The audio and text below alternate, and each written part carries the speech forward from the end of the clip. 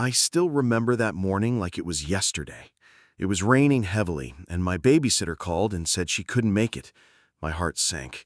I looked at my 6-year-old son, Adam. He was still half asleep, rubbing his eyes, his tiny backpack on the floor.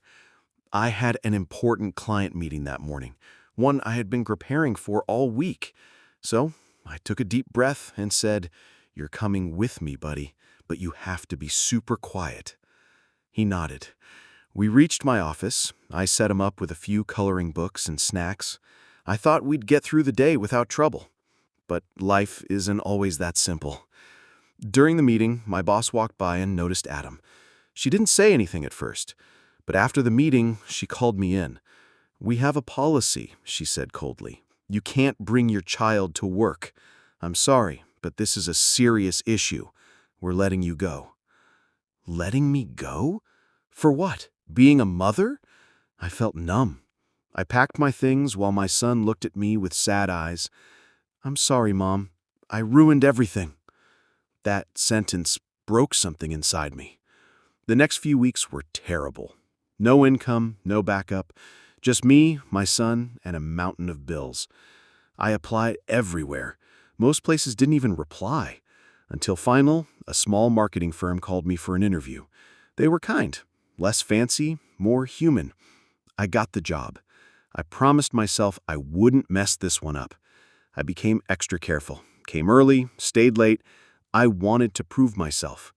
Then one afternoon, I got a call from Adam's school. He had a fever.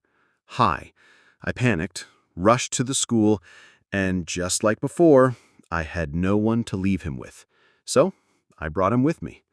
This time, I was ready for consequences. I kept him close to my desk, gave him soup, wrapped him in my shawl, and prayed no one would notice. But, of course, my new boss did. He walked over slowly, looked at Adam, then looked at me. I stood up, ready to apologize, but he said something I didn't expect. "Is that your son?" I nodded. He smiled. "You know, I used to sit under my mom's desk, just like that. She worked 2 jobs to raise me." I couldn't speak. I just stared. He bent down and offered Adam a hot chocolate from the office kitchen.